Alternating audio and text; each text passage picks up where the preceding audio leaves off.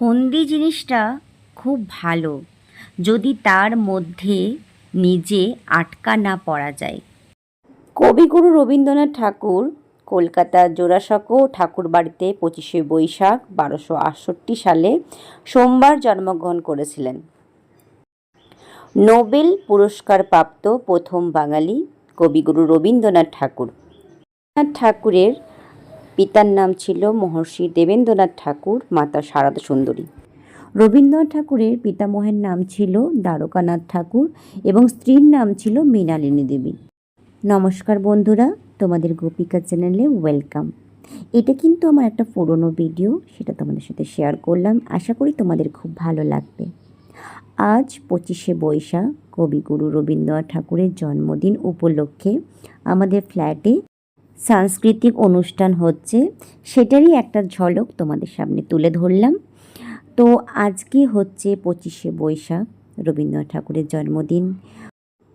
প্রতি বছর আজকের এই দিনে রবির কিরণ উদিত হয়, কারণ এই দিনেই জন্ম নিয়েছিলেন বাঙালি সত্তা ও সংস্কৃতির মহানায়ক রবীন্দ্রনাথ ঠাকুর।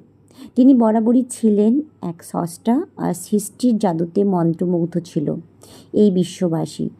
গত 1.5 শতকের বেশি সময় ধরে সুখে দুঃখে উৎসবে আয়োজনে সবেতেই মিশে বাঙালির প্রাণের রবি ঠাকুর। রবীন্দ্রনাথ ঠাকুর একমাত্র কবি যিনি 2 দেশের জন্য জাতীয় সঙ্গীত লিখেছেন। তোমরা এই ভিডিওটা দেখতে থাকো।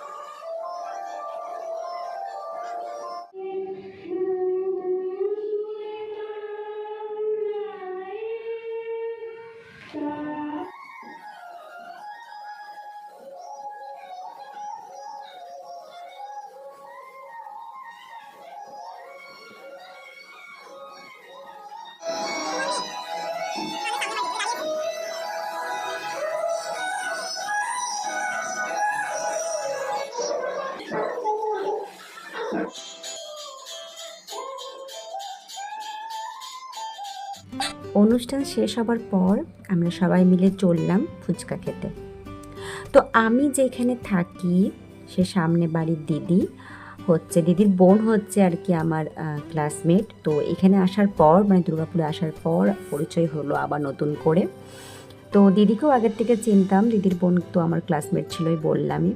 তো দিদির সাথে খুব ভালো সম্পর্ক হয়ে গেছে, যেখানে যাই আমরা একসাথে যাই। যখন আমি আর কি বাড়িতে যাই তো আমরা একসাথে ফুচকা খেলাম। ফুচকা খাওয়ার পর কিছু রাত্রের জন্য খাবার নিয়ে আসলাম, আর আমার হচ্ছে কিছু জিনিস শেষ হয়ে গেছিলো, মিষ্টি, চানাচুর, চা পাতা, তেল, এগুলো সব নিয়ে আসলাম। কারণ জানোই দুর্গাপুরে আমরা বছরে একবার 1 মাসের জন্য আসি, তো এবার চলেও যাব। তো সেই জন্য যেগুলো দরকার সেটুকু জিনিসই আনলাম, বেশি কিছু আনলে তো নষ্ট হবে আর সেগুলো নিয়ে যাওয়া যাবে না।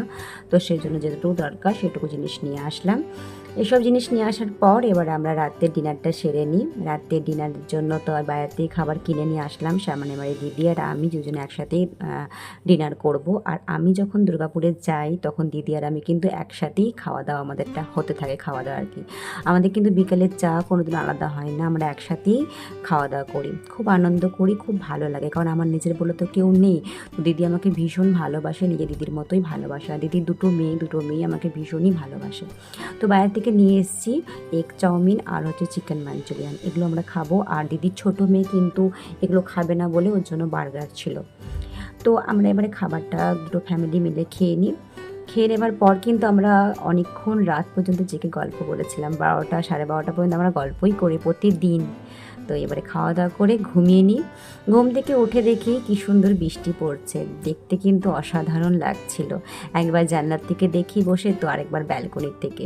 ভীষণই ভালো লাগছিল। আর আমার জানলার দিক থেকে বলো বা ব্যালকনির দিক থেকে বলো, পরিবেশটা খুব সুন্দর। জানলার দিক থেকেও পরিবেশটা খুব ভালো ছিল, কিন্তু এখন এই বিল্ডিংটা করে দেওয়ার জন্য সুন্দর পরিবেশটা আর দেখতে পাই না।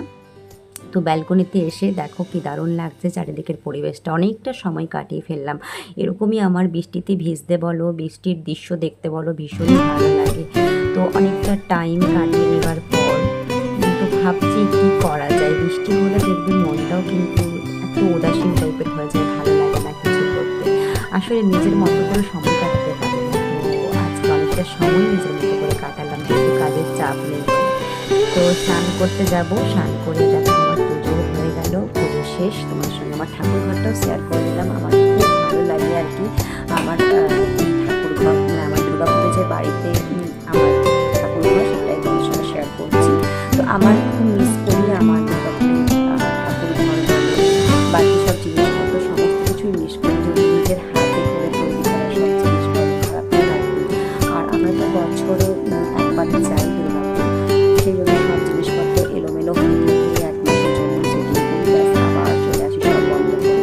তো অবশ্য একটা দিদি থাকে, সে মাসে একবার বা 15 দিনে একবার ঘরটা পরিষ্কার করেন, হয়তো নষ্ট হয়ে যাবে সব জিনিসপত্র। তো এইসব পুজো পাশা করে এবারে যাচ্ছি আমরা নাচের স্কুল। সামনের বাড়ি দিদির ছোটো মেয়ে, তো ওকে নিয়েই নাচের স্কুলে ভর্তি করতে যাচ্ছি। আমি আসলে দিদির ভীষণ সুবিধা হয়, কারণ দিদির অনেক কিছু কাজই আমি করে দিই। মানে আমাদের কি বলতো, আলাদা বলে কোনো কিছু নেই, একসাথে সব কিছু। কেউ জানেই না যে এই মেয়ে কিন্তু আমার নয়, দিদির মেয়ে। তো সবাই জানে দিদি ছোটো মেয়ে আমারই মেয়ে। তো ওকে নিয়ে গেলাম নাচের স্কুল। তো আমাদের চারিদিকের পরিবেশটা দেখো খুব সুন্দর, খুব ভালো লাগে। আর এই জলের মধ্যে কিন্তু অনেক মাছ হয়েছে। তো চারিদিকে দেখো কি সুন্দর বিল্ডিং, চারিদিকে বিল্ডিং আছে আর চারিদিকে গাছে ভর্তি। খুব ভালো লাগছে পরিবেশটা। রোদ্র সেরকম ওঠেনি, মেঘলা মেঘলা, যেহেতু সকালে বৃষ্টি হয়েছিল, তো সেই জন্য মেঘলা মেঘলা চারিদিকের পরিবেশটা খুব সুন্দর। খুব ভালো লাগে আমাদের এই জায়গাটা কিন্তু। আর দেখো মাছগুলো কি সুন্দর খেলা করছে, খুবই ভালো লাগছে। তো ওকে নিয়ে এবারে নাচের স্কুলে অ্যাডমিশন করাতে আসলাম। তো আজকে তো প্রথম দিন ওর, তো সেই জন্য ড্রেস দেয়নি। এরপর ড্রেস ওকে বলে দিয়েছে, একটা ফর্মও দিয়েছে। তো সেগুলো নিয়ে যাব, পরে দিদি ভাই আসবে, বাকি সব দেখে নেবে, কারণ আমি তো চলেও যাবো এর পরের সপ্তাহে, আমি আর থাকবো না। তো এইসব করার পর খাওয়া দাওয়া হয়ে গেছে, ঘুমও হয়ে গেছে। ঘুম থেকে উঠে দই খেতে খেতে আমি ভিডিওটা আজকে এখানেই শেষ করছি। সবাই ভালো থেকো, সুস্থ থেকো, টাটা। লাইক কমেন্ট শেয়ার অবশ্যই করবে। আর নতুন বন্ধুরা চ্যানেলটাকে সাবস্ক্রাইব করার জন্য অনুরোধ রইল।